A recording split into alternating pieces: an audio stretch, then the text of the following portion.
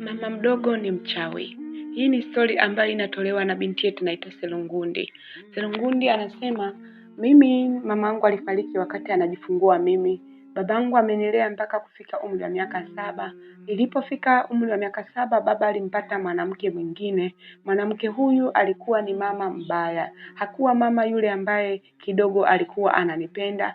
Ni mbaya zaidi, alikuwa hahitaji hata kuniona. Baba alimuoa mwanamke huyu ili aweze kunitunza mimi, lakini mama huyu hakufanya vile ambavyo baba alitaka, na wala matamanio baba yangu hakuweza kukidhi. Alijipretend kuwa ananipenda ingawa baba akiwepo, lakini baba akiwa hayupo hakuwa anafanya vile.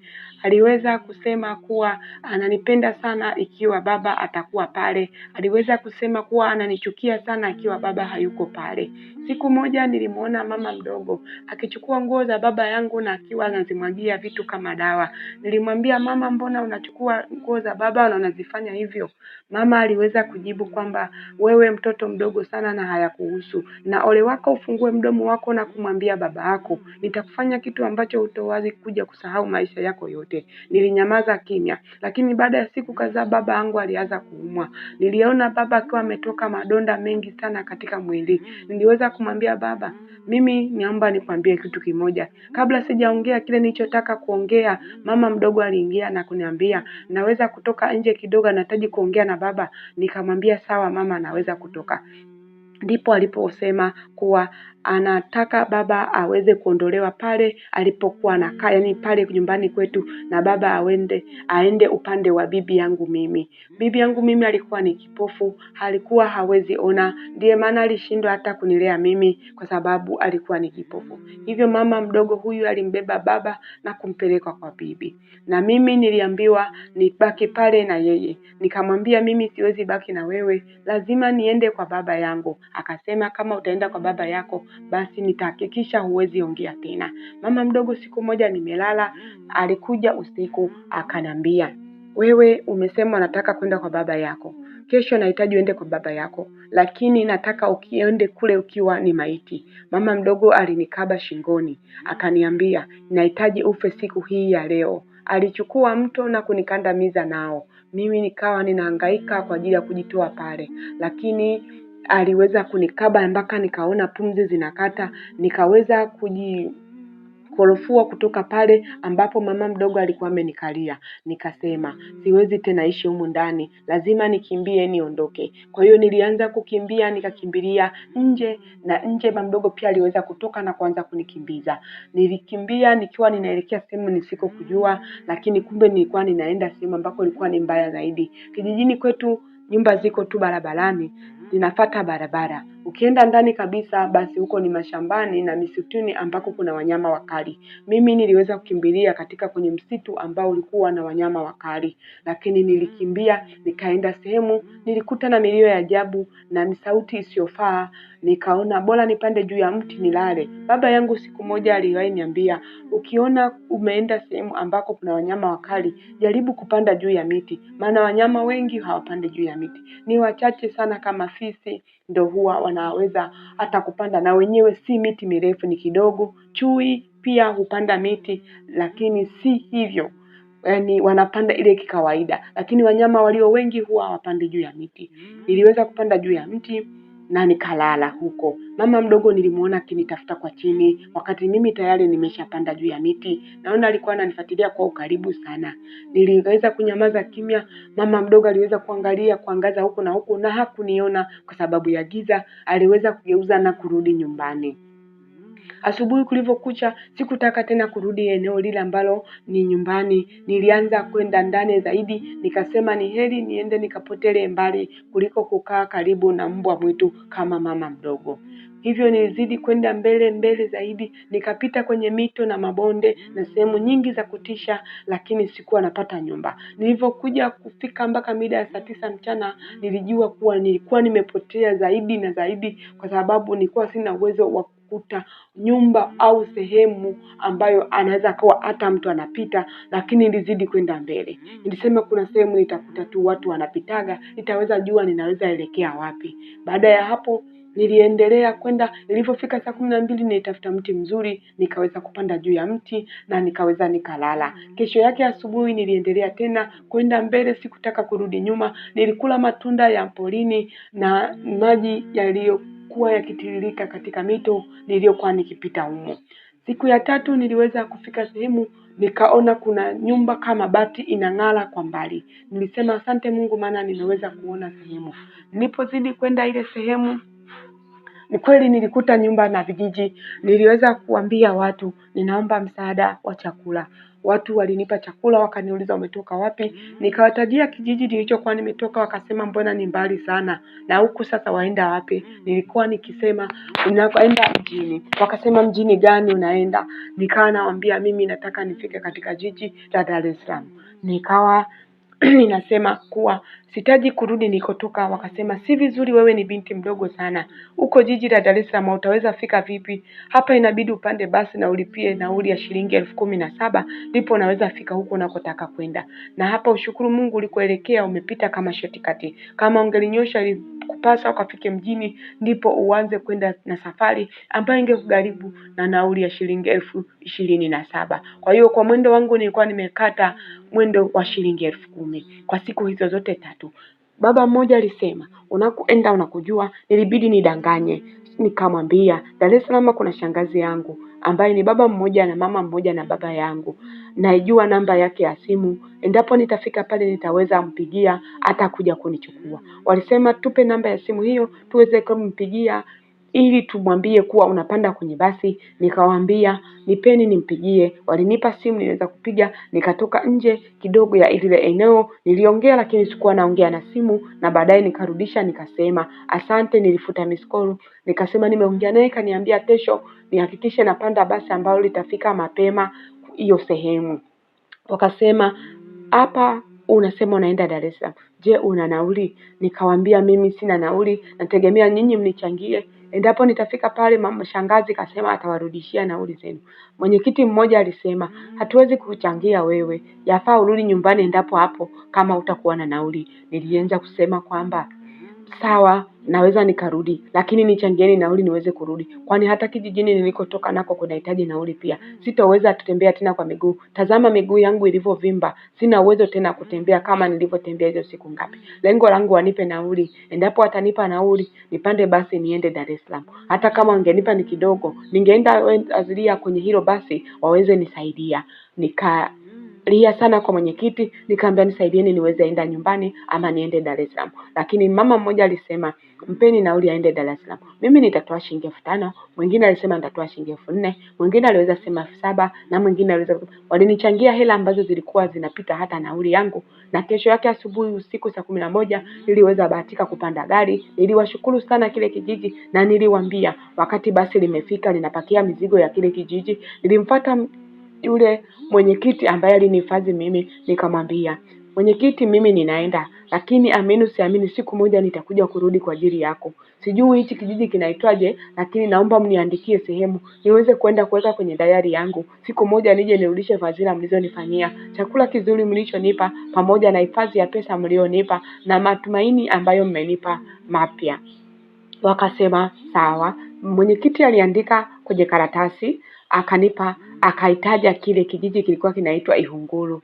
Nikaweka kwenye begi langu ambalo ilikuwa si begi, walinipa tu pale pale kijijini, wakanifungashia nguo kadhaa kwa sababu nilikuwa nipo kama nilivyokuwa nimetoka nyumbani. Kila mtu alitoa sketi, sema zilikuwa ni kubwa siwezi vaa. Kuna watu walitoa magauni, alikuwa ni makubwa siwezi kuvaa. Wakasema utaenda kubana huko unakoenda uweze vaa hizi nguo. Nilisema asante. Kwa hiyo niliweka kile karatasi katika hili begi. Nilipanda basi nikaanza safari.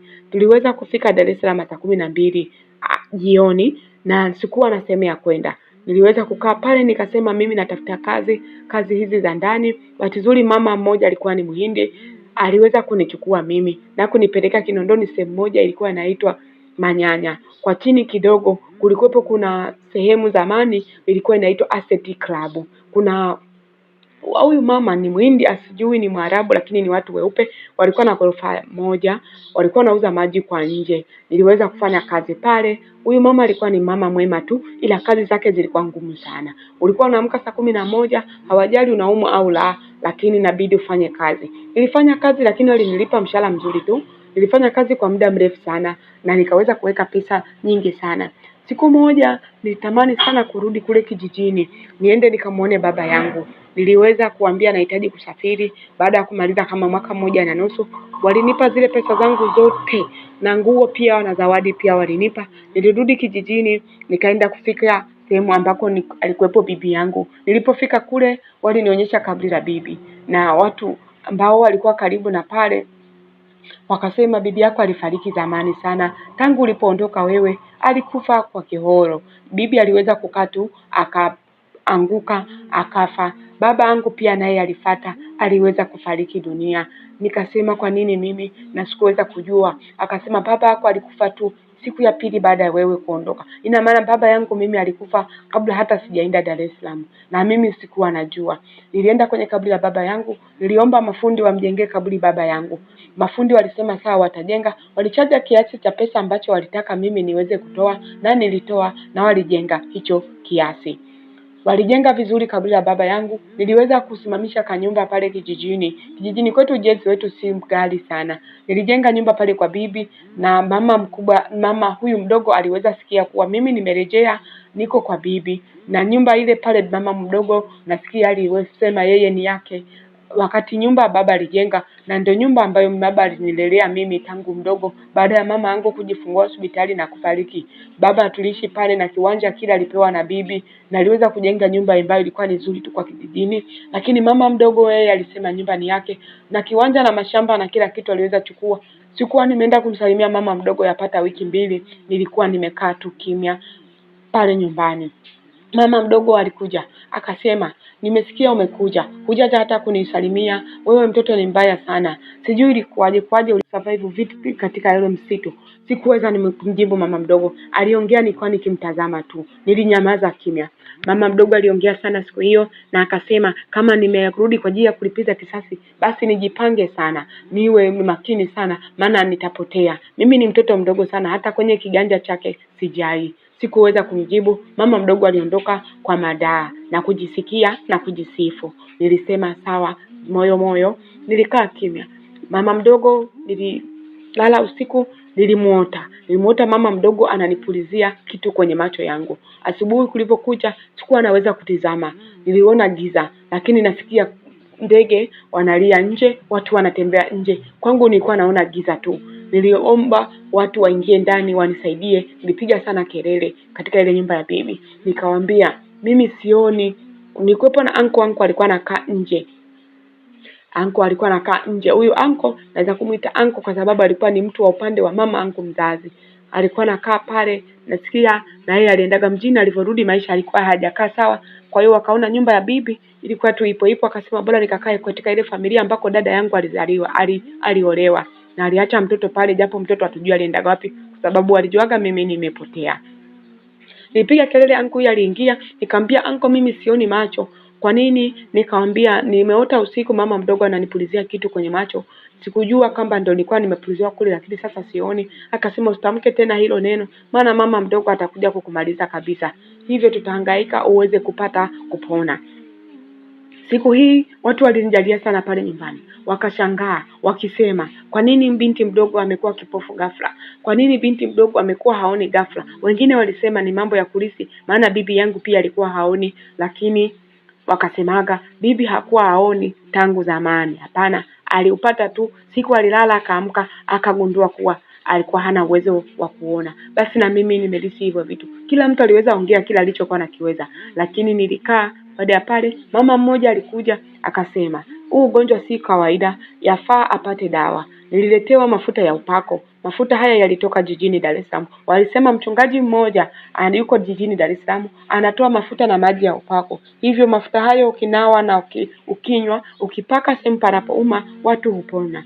Maji hayo ukinywa kama ulikuwa unaumwa watu uponya. Nililetewa haya maji makatoni na makatoni, na nikaweza kuanza kutumia haya maji. Nilitumia ndani ya miezi 6 na niliweza kupona kabisa. Nilianza kuona kabisa. Lakini mimi nilijua kabisa moja kwa moja aliyefanya hiki kitu alikuwa ni mama mdogo. Nilienda kwa mama mdogo siku moja. Nikamwambia, mama mdogo, kosa langu ni nini? Nilifanya nini kibaya mpaka unanifanyia hivi? Lakini mama mdogo hakuweza kunijibu chochote. Nikamwambia, mama, sasa hivi ninaona. Ninatoka, endapo nikirudi nitakuja kumalizana na wewe. Akasema, huna uwezo wa kufanya kitu chochote kile. Hivyo siku hiyo niliweza kwenda mtoni nikiwa najiandaa kwa ajili ya kuja jijini Dar es Salaam nikaendelea na kazi zangu kwa watu wale nilikuwa nikifanya kazi awali. Lakini wakati nimeenda kwenye maji, mama mdogo alinifuata, akaniambia, nimekufuata katika hii njia. Mama mdogo hakuwa anaonekana kwa watu wengine. Nilikuwa namuona mimi tu na hakuna mtu mwingine alimuona. Akaniambia, nimekwambia kaa mbali na mimi. Ukiendelea kunifuatilia nitakumaliza. Lakini niliweza kujibu, nikasema, mama mdogo, usifanye hivyo. Baba yangu najua kifo chake ni wewe. Bibi yangu yawezekana hata wewe pia ulimmaliza. Akasema, bibi yako alikufa na mambo yake mwenyewe na baba yako alikufa na shida zake mwenyewe. Lakini wewe nitakumaliza mimi kama utaendelea kunifuatilia. Mama mdogo alikuwa anaonekana kama hayuko sawa, lakini watu walisema, wewe unagombana na mama yako mdogo huyo. Huyo mwenzio sasa hivi anatafuta mtu wa kwenda kufa naye, maana tayari alishapata maradhi. Amepata ugonjwa wa ukimwi na pia ana mimba, na mtu aliyempa mimba hata hamtambui, kwa sababu alikuwa anaingiza kila mwanaume mle ndani, na wote waliowafuata aonekana kumjua kwamba hawamfahamu. Nikasema sawa, Mungu analipa hapa hapa duniani. Mimi niliweza kuondoka nikaja jijini Dar es Salaam. Baada ya kuja jijini Dar es Salaam, nilikutana siku moja na mkaka mmoja mzuri sana. Aliniambia, nimekupenda bure binti. Nikamwambia, mimi sihitaji hata mwanaume. Baba yangu alioa mwanamke, amesababisha hata yeye kufariki, na mimi sihitaji kuwa na mwanaume, maana najua wanaume nyinyi ni wasumbufu sana. Mnaweza kusababisha hata mimi kufariki. Lakini kaka huyu alisema, baba yako alioa mwanamke. Mwenye kuogopa ilipaswa mimi ndio niogope, wala si wewe. Mimi nilipaswa niogope wewe, kwamba ndugu yangu labda alioa mwanamke na akafariki. Wewe unaolewa, mimi ninaoa. Baba yako alioa wala hakuolewa. Kwa hiyo alichagua long decision ambayo haikuwa nzuri. Mimi nimekuona wewe wanifaa. Kaka huyu nilianza naye mahusiano, na siku moja akasema, unanifaa sana, yafaa twende kwenu nikakujue. Tulienda nyumbani, lakini nilienda kuonyesha kwa mabibi wengine na wajomba wengine na shangazi wengine tu. Hakuwa wale watu halisi ambao walipaswa wamuone huyo mtu. Aliweza kutoa mahari, na siku hii aliweza kuomba sana.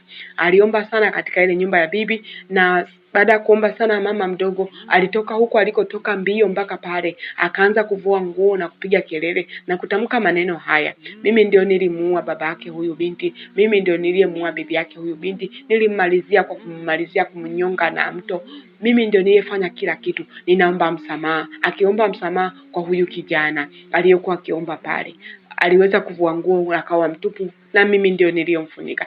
Baada ya hapo kijana alisema, mimi ni mtu wa Mungu. Sikumwambia hata huyu binti kwamba mimi ni nani. Nilitaka nimuoe kwanza ndipo aje anijue mimi ni nani. Mimi ni mtu wa Mungu, ni mtumishi wa Mungu. Kama umekiri kwamba ulifanya haya yote, nachotaka mimi wewe sasa uokoke. Uache mambo ya kishirikina unayofanya na dhambi kubwa unazozifanya. Kwa nini unamchukia binti wa watu? Akasema, ni wivu tu, niliona kwa sababu alikuwa yuko pekee, na mimi nilikuwa nikitafuta mimba kwa baba yake nilikuwa sipati, ndio maana nilikuwa simpendi. Niliona atachukua nafasi kama mwanangu, siku moja atakuja kumzaa. Ndio maana baadaye niliona hata babake mwenyewe nimmalize, maana hakuwa yuko tayari tena hata kuhangaikia swala la mtoto na mimi. Akasema baba huyu, kaka huyu akasema, basi inabidi umuombe msamaha huyu binti. Alimuomba msamaha, aliniomba msamaha. Mimi sikuwa niko tayari kumsamehe, sikuwa niko tayari kabisa kumsamehe, lakini kaka huyu alisema, samehe 7 mara 70. Wewe ni binadamu, nawe kesho utakuja kukosea, watu watakataa kukusamehe, lakini mimi nikasamehe kwa sababu tu huyu kaka alitaka nimsamehe. Kaka huyu aliweza kurudi jijini Dar es Salaam na akaniahidi kwamba anakuja kufunga ndoa kule kijijini, hivyo tuondoke jijini Dar es Salaam. Yeye ni baba mchungaji, kuna kanisa kubwa analisimamia, na yeye ni kama mchungaji mkuu, hivyo tutakuwa wote katika hiyo hali. Mimi sikuwa niko tayari kabisa kuwa mama mchungaji.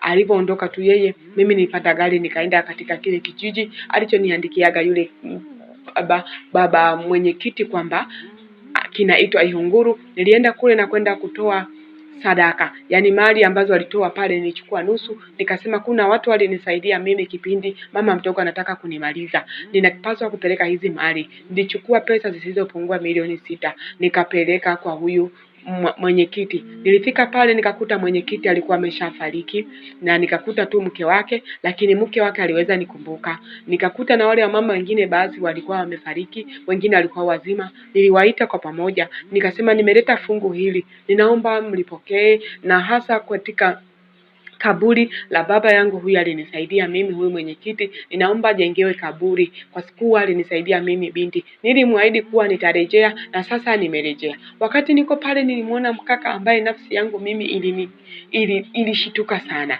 Nilishangaa sana kuwa nimemuona mtu kama nahisi nilikuwa namuonaga maisha yangu yote. Nilikuwa nikilala nilikuwa namuotaga mtu. Huyu mtu ndiko nilimuona. Nilivyoshuka pale juu kuongea, kwa sababu alikuwa ameniweka kama mkutano, niliweza kumpata yule kaka. Nikamwambia, kaka samani, na uliweza kuona sehemu yoyote? Akasema hapana, sijawahi kuona, lakini mimi nahisi kama nishai kuona sehemu. Basi kaka huyu alisema hata mimi nahisi hivyo.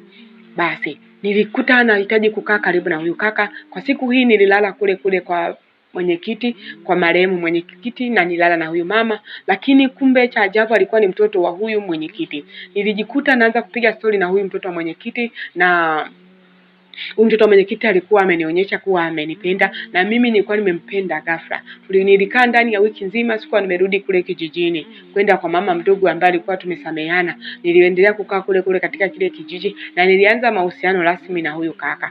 Mimi sikuwahi kutembea na mwanaume wa aina yoyote. Hata huyu mchumba aliyekuja kunitolea mpaka mahali, ambaye ni baba mchungaji, sikuwa nimemgusa wala amenigusa. Kwa hiyo alijua mimi nikiwa bikira na nitakuja kuwa mtu wake, au mimi namba moja kushikwa na yeye na kuguswa na yeye. Ndiye maana alichopangiwa alikitoa kama kilivyo. Lakini mimi nijikuta nimeanguka na huyu kaka kwa mara ya kwanza nikiwa huu upande ambao nipo kwa ajili ya kwenda kutoa shukurani.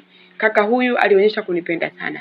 Alijitoa kwa hudi na uvumba. Niliweza kuonyesha dhahiri kwamba nahitaji kubaki kule, na mama yake hakuwa na kipingamizi. Nilianza kuishi na huyu kaka. Ndani ya miezi kadhaa nilishika ujauzito. Baada ya kushika ujauzito, nilianza kutafutwa na huyu mchumba wangu. Alitoa mahali kule, na mama mdogo alitafuta kwa nguvu sana, akisema baba yako, mume wako anakutafuta, mimi ni mama yako na kusimamia, ananitambua mimi kama mama, ameshakuja mara 2 mara 3, anakutafuta. Na bahati nzuri wakati unatoka ulisema ulipokuwepo ulikuwa unaelekea wapi, ndio maana nimeweza kufika hata huko. Nilijua labda ulisharudi Dar es Salaam. Nilimwambia mama mdogo, wewe nenda, mimi wewe siwezi kukaa na wewe karibu, kwa sababu nakujua wewe ni mtu mbaya na siwezi kukua kabisa na urafiki na wewe. Lakini mama mdogo alikuwa akilia sana, akisema kwa nini hutaki niamini? Mimi nipo tayari kuishi na wewe, nipo tayari kufanya jambo lolote lile nzuri, nipo tayari kufanya chochote kile kwa ajili ya kukuomba msamaha. Nimeshaomba sana, lakini nahitaji, nitaomba msamaha mpaka utakaponisamehe kutoka moyoni.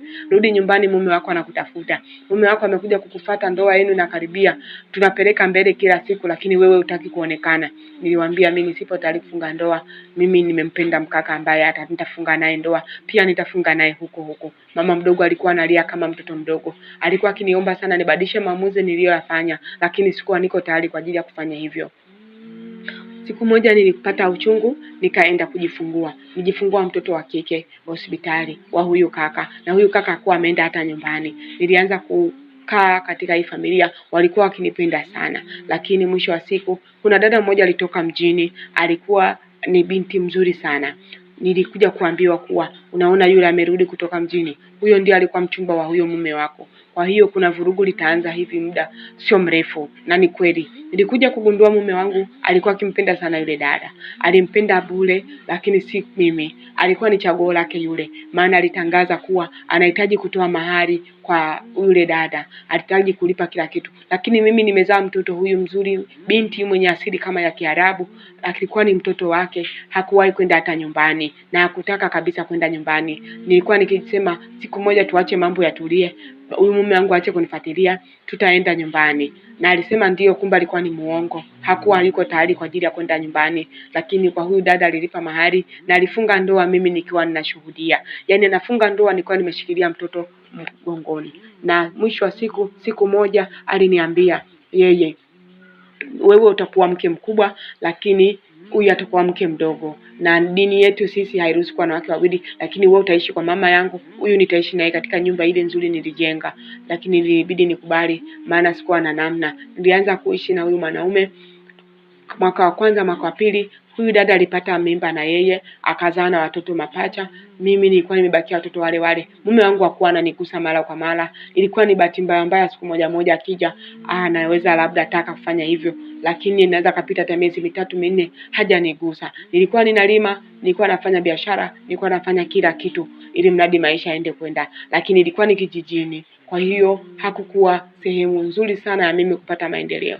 Niliweza kuishi mle. Binti yangu alifika umri wa kwanza chekechea, na huyu dada watoto wake wakiwa wadogo sana alilazimisha waende chekechea. Kila kile ni ambacho nilikuwa nataka kufanya mimi na mume wangu, na yeye alitamani kufanya vile vile. Aliishi kwenye nyumba nzuri, niliishi kwenye nyumba mbaya. Alizaa watoto wazuri zaidi, lakini na mimi wa kwangu alikuwa mzuri sana.